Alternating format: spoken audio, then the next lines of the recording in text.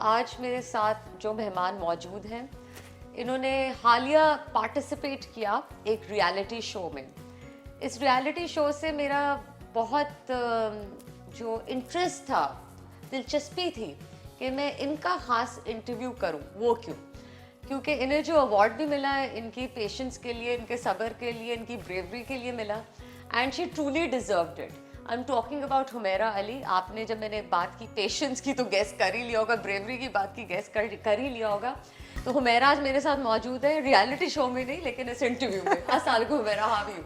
I am good, अस्सलाम वालेकुम। आप बताइए कैसी हैं? मैं ठीक हूँ। 6 हफ्ते लगातार आपको पूरा पाकिस्तान देखता रहा, मैं भी देखती रही पूरे पाकिस्तान की तरह। सब्र नहीं हो रहा था कि हुमैरा ने कब उस घर से बाहर निकलना है, तमाशा से निकलना है, और मैं बात करूँ हुमैरा से और पूछूं कि हुमैरा, मैं आपको इतने टाइम से जानती हूँ लेकिन इतनी सब्र वाली आप होंगी ये मुझे नहीं पता। Thank you so much Hena for inviting me at your show. मेरी बहुत एक विश थी कि Thank मैं you आपके for शो में coming. कभी Thank you for coming. और आपका शो वैसे भी बहुत अच्छा होता है। और बस हिना, मैं बात यहाँ से शुरू करूँगी कि शो की अचानक से मुझे कॉल आई।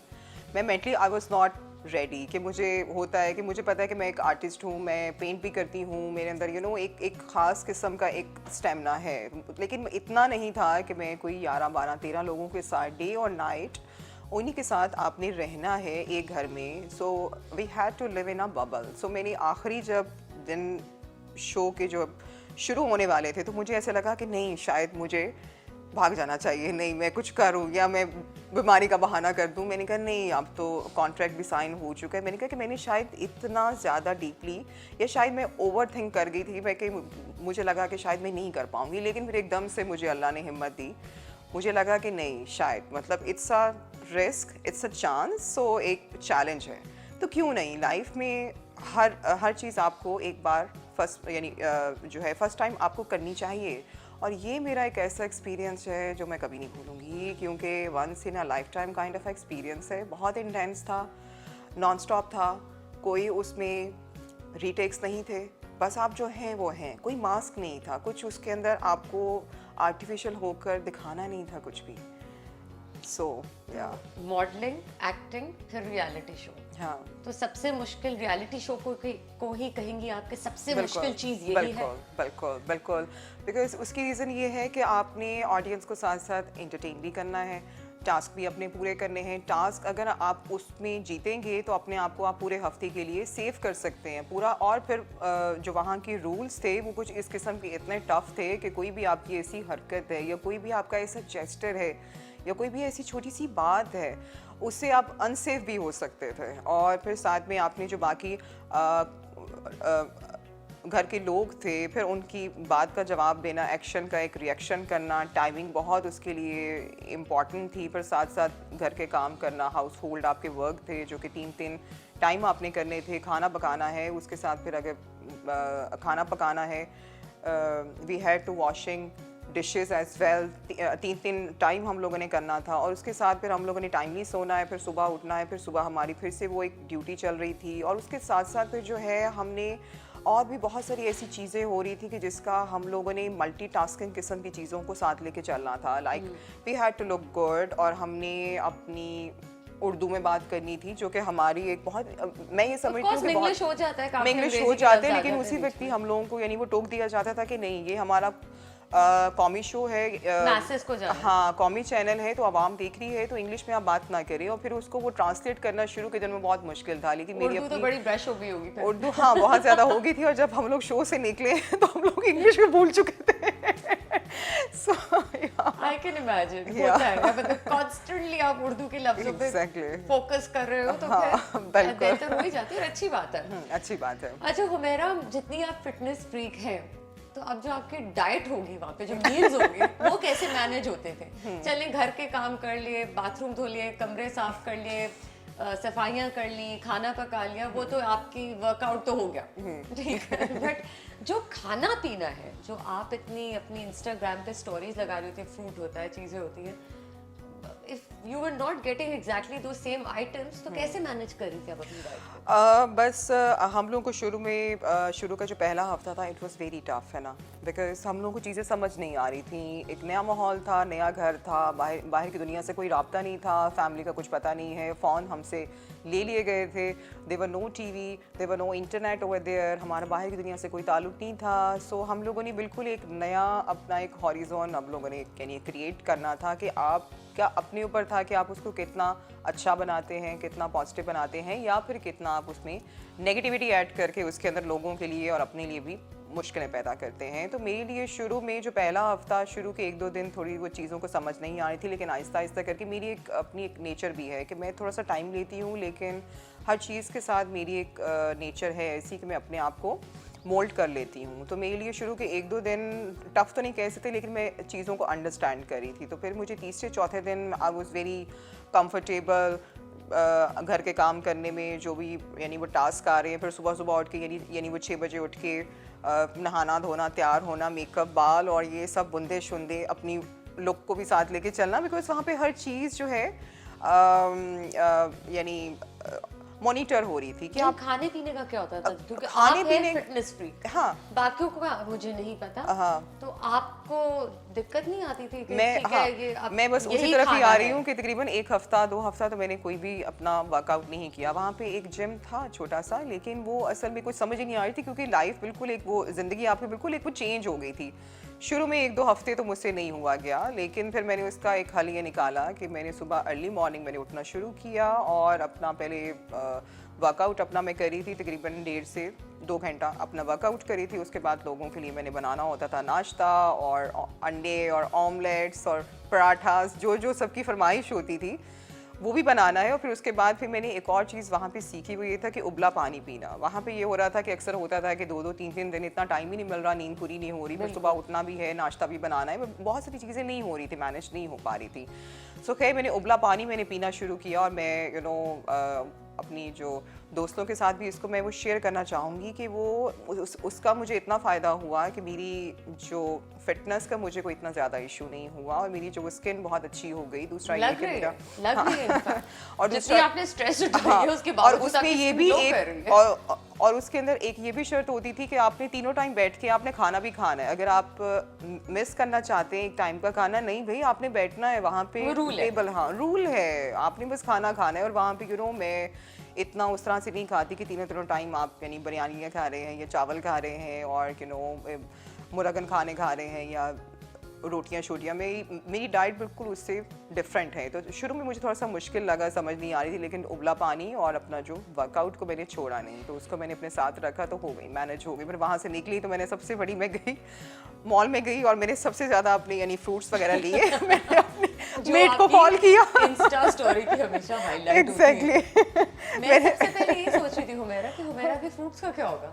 एग्जैक्टली वहाँ पर होते खास चुने हुए फ्रूट्स होते हैं, ये नहीं कि बस ऐसे जो भी फ्रूट हाथ में आया खा लिया है ना। वहाँ पर होते थे फ्रूट्स, लेकिन वहाँ पे जो हमारे घर के हाँ नहीं जो हमारे वहाँ के जो वजीर होते थे, जो घर के जो एक जिसको आप कह सकते हैं कि मॉनिटर होते थे, वो हमारे ऊपर दिन का 1 केला खाना है, दिन का आधा सेब खाना है, जितना है बस वो सब में बांटना है। तो एक हमारा इतना सा आता था, फ्रूट्स आता था, तो उसको हमने हर 12-13 लोगों के अंदर we had to cut and divide into every, हाँ डिस्ट्रीब्यूट करना था।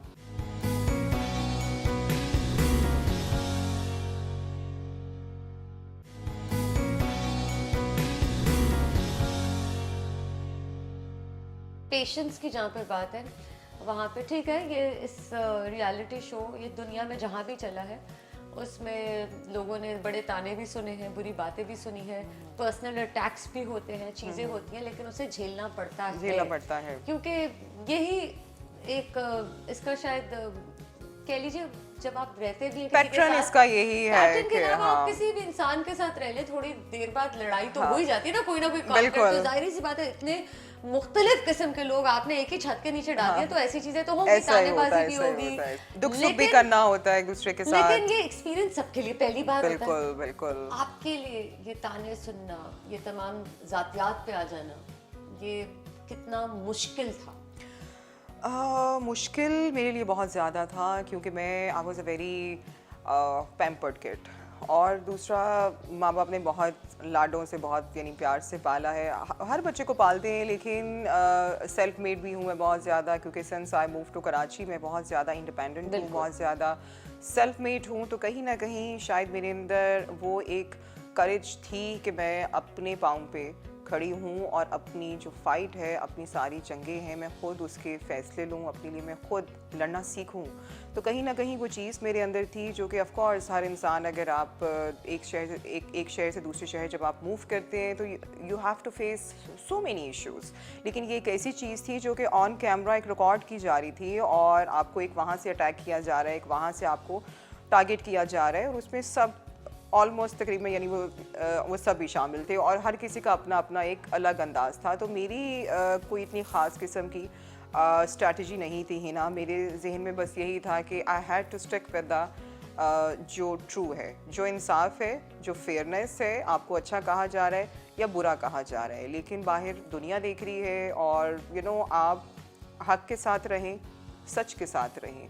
मस्ती मजाक, हंसना खेलना सब कुछ होता है, that was part of the show.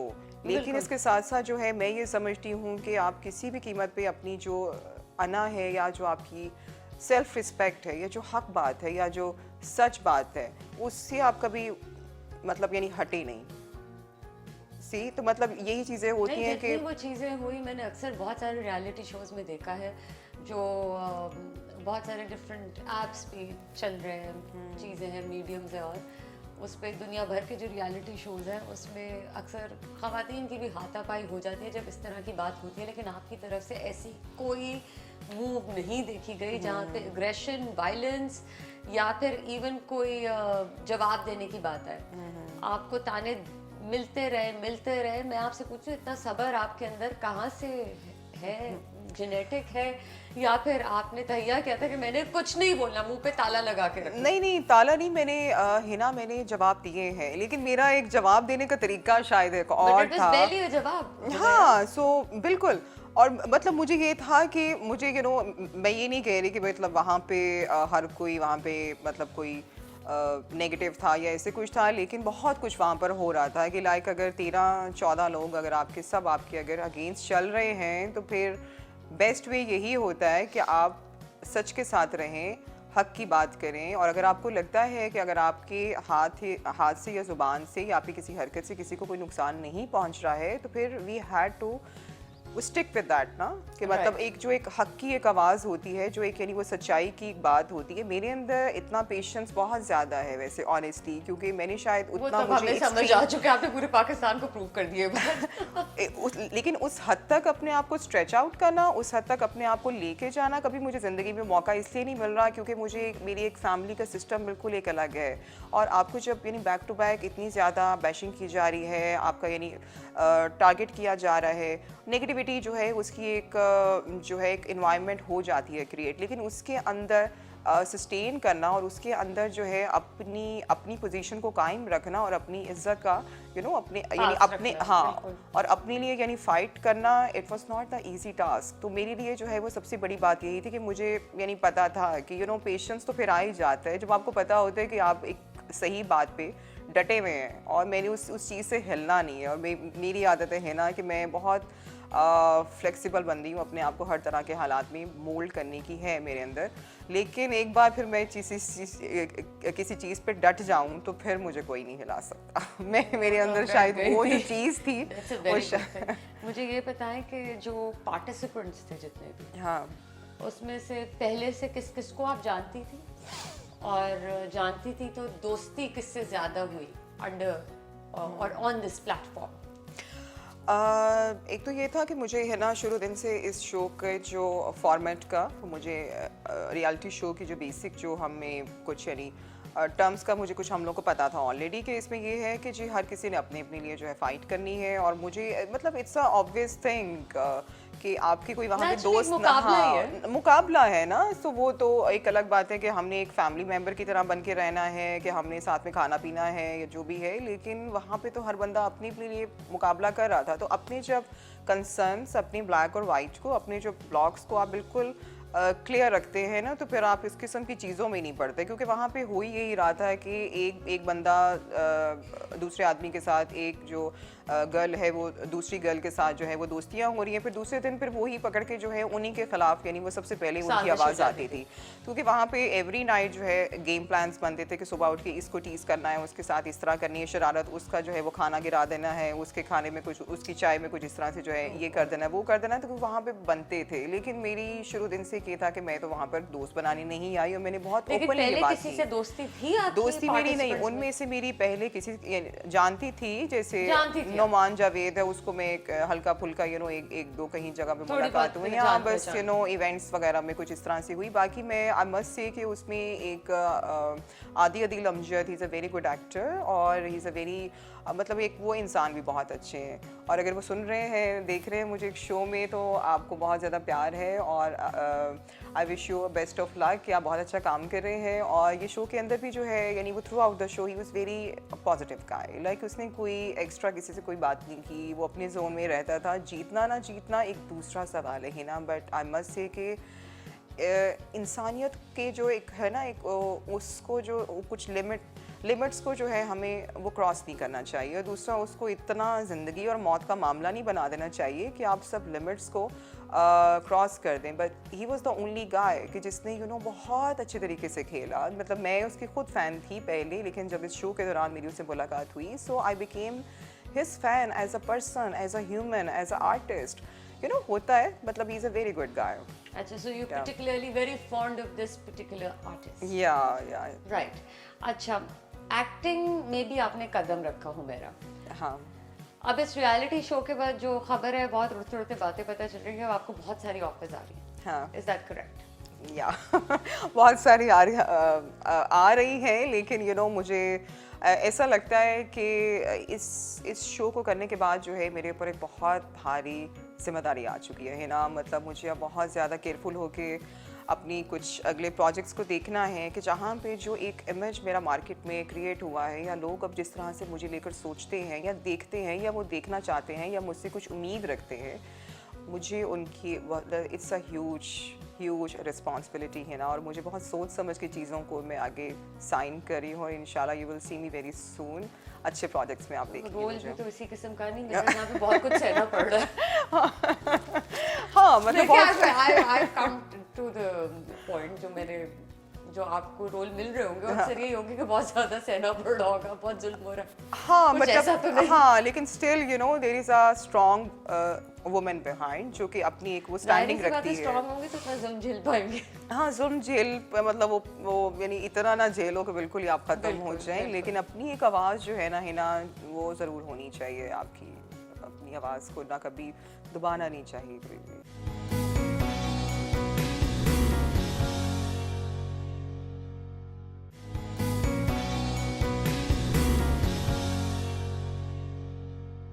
मेरा आपने इतनी मॉडलिंग की, ठीक है, इतना आपने इतने प्रिंट में भी नजर आई, बिलबोर्ड्स पे भी नजर आई, इतना आपको देखा गया। मॉडलिंग में तो एक्सप्रेशन का गेम है, राइट? लेकिन बोलना नहीं पड़ता। तो इतनी ज्यादा जो आपकी ट्रांजिशन रही है, 3 फोल्ड्स में मैं कहूँगी, modelling, acting and then reality show. तो ये इतनी जल्दी और जल्दी भी हुआ आपके लिए, ये कितना मुश्किल था? मुश्किल तो मैं इस तरह से कह सकती हूँ कि मुश्किल तो ऑफ कोर्स हर फील्ड है, क्योंकि हर फील्ड के अपने कुछ स्टैंडर्ड्स हैं। लाइक मॉडलिंग के लिए आपको you have to be super fit, आपको हर तरह का कपड़ा, हर तरह की जो थीम है उसके अंदर आपको कैरी करना आना चाहिए। And the way you carry yourself, आपका एटीट्यूड वो सब कुछ होता है। Absolutely. तो उसके अंदर जो है ना, मैं ये समझती हूँ कि जब मैं since I was studying in my college NCA, and मैंने अपना मास्टर्स कंप्लीट किया Punjab university old campus finance से। तो उसके बाद मुझे कोई इतना मुश्किल इसलिए पेश नहीं आई क्योंकि मैं साथ साथ अपना विजुअल आर्ट्स, अपनी पेंटिंग और अपना स्कल्पचर तो कर रही थी, लेकिन साथ साथ अपना थिएटर भी कर रही थी, साथ साथ मैं अपना माइम भी कर रही थी। तो उसकी वजह से मेरे लिए जो विजुअल आर्ट्स है और जो परफॉर्मिंग आर्ट्स है, वो दोनों मेरे लिए सेम है। सो आर्ट एक ही है असल में। अगर आपके अंदर कुदरत ने अगर वो चिप डाली है, तो फिर आप उसको यू कैन ओन इट। अगर आपके अंदर वो चिप ही नहीं है तो आप दुनिया के किसी भी तालीमी इदारे से जाके पढ़ लें, आप यू कैन नॉट आप पढ़ाई कर रही थी तब मॉडलिंग की ऑफर आई? जब मैं अपनी पढ़ाई कर रही थी तो साथ साथ मैं अपना थिएटर कर रही थी। So basically I started my fine arts के साथ साथ मैंने अपना थिएटर किया है 6-7 साल विद उस्मान पीरज़ादा एंड कवी खान साहब एंड रफ़ी पीर के साथ मैंने किया। उनके जो ड्रामास थे, जो उस्मान पीरज़ादा जो कर रहे थे उनके ड्रामास कर रहे थे। जावेद रिजवी साहब हैं, सलमान शाहिद साहब हैं। अलहमरा आर्ट्स काउंसिल के लिए मैंने तकरीबन कोई 6-7 साल मैंने काम किया है। And that time I was so fat, I was I used to be like 78 लगाई थी, मुझे याद है, बिफोर एंड आफ्टर।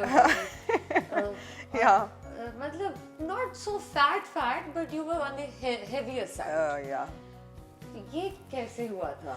ये पूरा जो जर्नी, ये जो पूरी जर्नी है, इसके बारे में बताएं। जब मैंने अपना पास आउट किया तो मुझे थिएटर के टाइम में तो मैं बहुत ज़्यादा केयरलेस थी। लाहौरी हैं, पंजाबी हैं, और उस वक्त ये वो ज़माना है जब थोड़ी सेहतमंद थी। बिल्कुल बिल्कुल।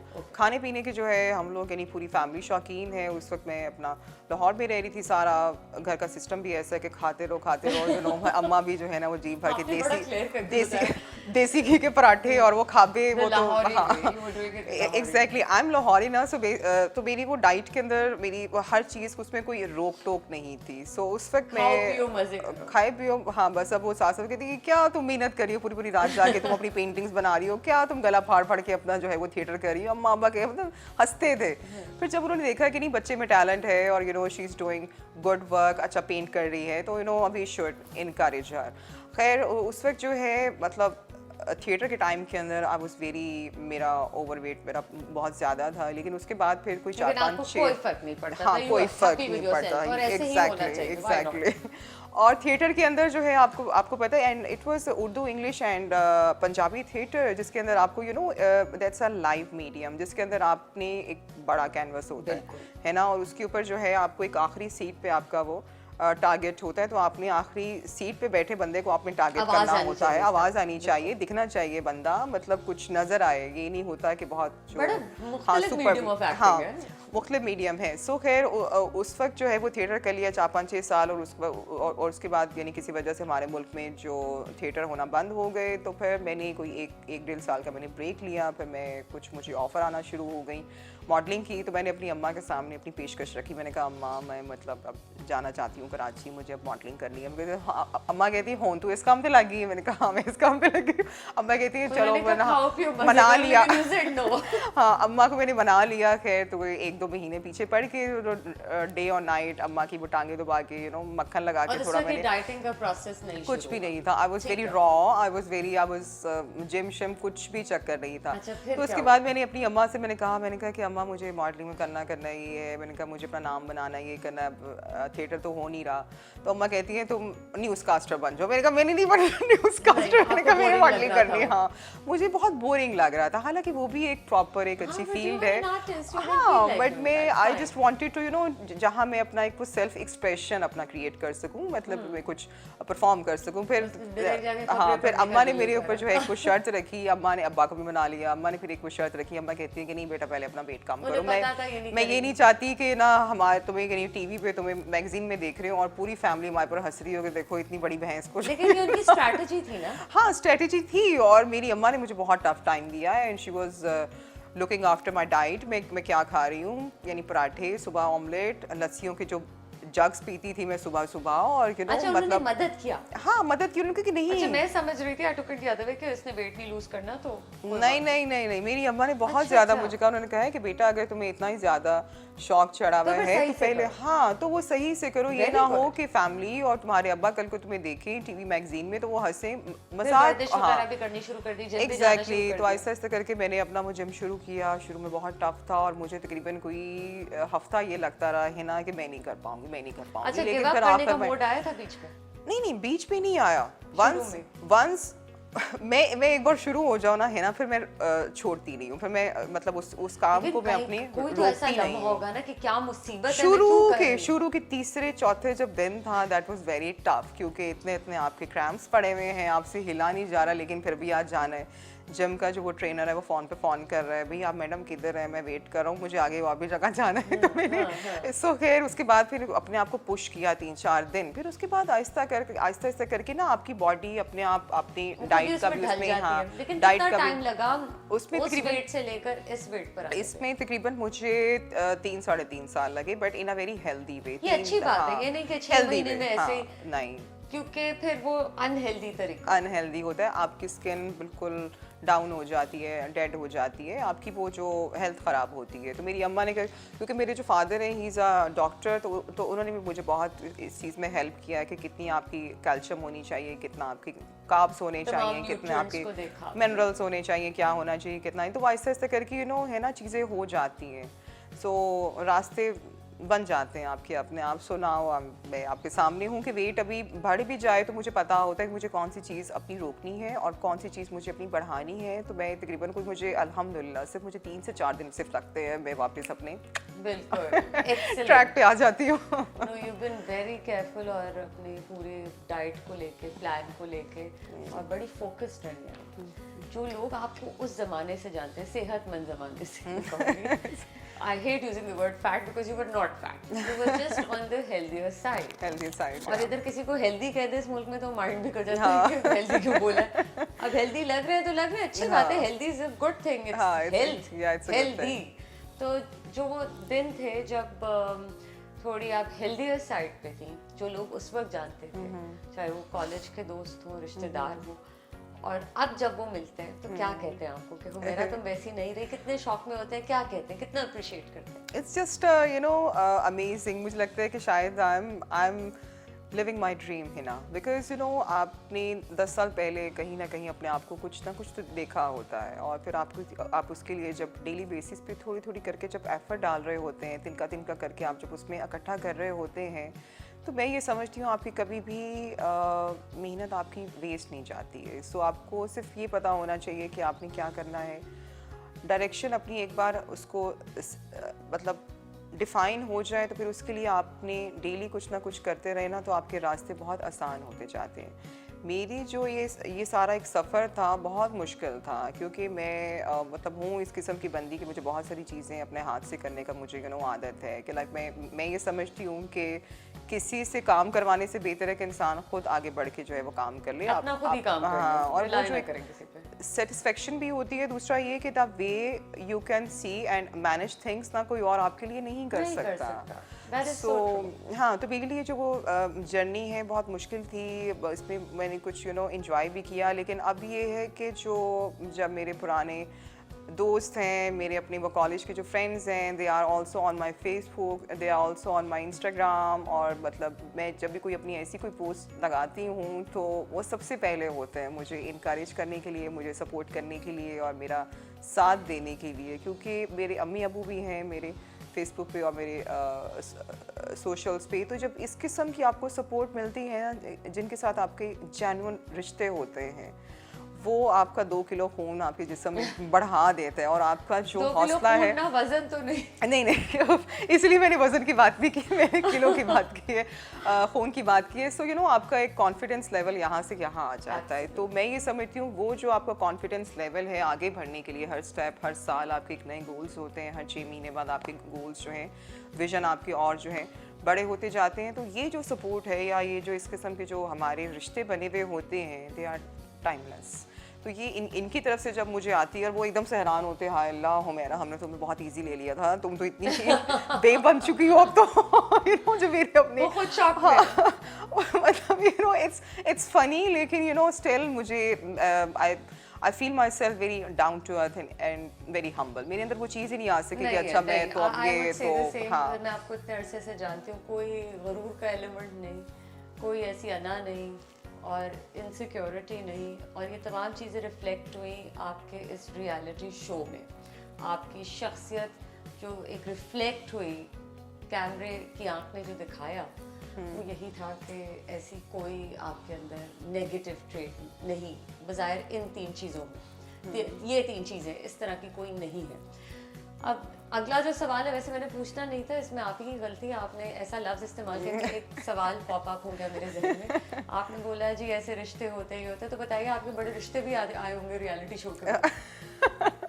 हाँ, बहुत सारे मतलब अब भी आ रहे हैं रिश्ते, लेकिन मैं उन्होंने कहा वो बहुत सुगर लड़की है, बहुत बातें सुन लेती है। सुगड़ भी, और बहुत सारे लोगों ने मेरे साथ मेरे ऊपर जो है वो टैग लगाने की कोशिश की कि बड़ी वो लड़ाका तैयार है, और मतलब यानी अच्छा, हाँ ये मतलब प्रोजेक्ट करने की कोशिश। हाँ मतलब यानी लड़ाका त्यारा तो हमारे जो बादशाह सलामत हैं जो अदनान सिद्दीकी हैं वो भी हम लोग को कहते थे, लेकिन वो हम लोग को यानी यानी मजाक से ज़रा कहते थे। लेकिन उसके बाद जब हम लोग शो से बाहर निकले तो मेरे पर बहुत सारी जहाँ पे सपोर्ट आई, इनकरेजमेंट आई, लेकिन साथ में कुछ ऐसा भी यानी ग्रुप्स थे लोगों के, मैं उनका नाम नहीं लूँगी, लेकिन शायद वो ग्रुप्स थे वो किसी ख़ास यानी लोगों की तरफ से आ रहे थे, तो वो उनकी तरफ से बहुत ज़्यादा जो है नेगेटिव यानी कमेंट्स भी आ रहे थे, बहुत सारी चीज़ें भी लिखी जा रही थी। लेकिन मतलब मुझे था मैंने अपनी अम्मी से बात की, मैंने अपनी अम्मा को फ़ोन किया, मैंने कहा नहीं अम्मा इस तरह से है, तो बस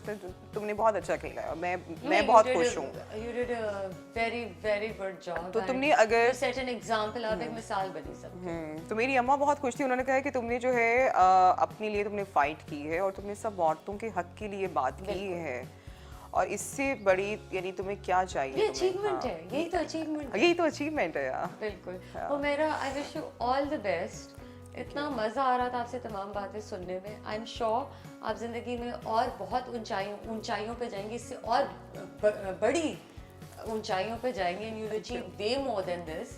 you have achieved a lot so far. इतनी सिर्फ अपनी पर्सनल जर्नी नहीं, प्रोफेशनल जर्नी में भी, दोनों चीज़ों में, दोनों जगहों पे। सो ये बहुत बड़ी बात है कि इतनी कम उम्र में इतना कुछ अचीव करना। अभी तो आगे बहुत बड़ा अभी लंबा रास्ता I have a long way to go। इंशाल्लाह we hope and we wish you all the best. Thank you. और उम्मीद करती हूँ कि फिर जल्द आप इस शो पर आएं और इंशाल्लाह। किसी नई और सक्सेस के साथ। हाँ, और हिना मैं बहुत जल्द अपनी पेंटिंग की एग्जीबिशन करने जा रही हूँ वहाँ कराची lovely, में, would love to see और इंशाल्लाह मेरा कुछ यानी प्लान भी है कि मैं अपनी एग्जीबिशन यहाँ भी लेके आऊँ। बिल्कुल सो आई लेकर would love to have you over, and thank you so much once again. आपके शो का और आपके घर माशाल्लाह बहुत खूबसूरत है। Thank you so much. Thank you. Thank you.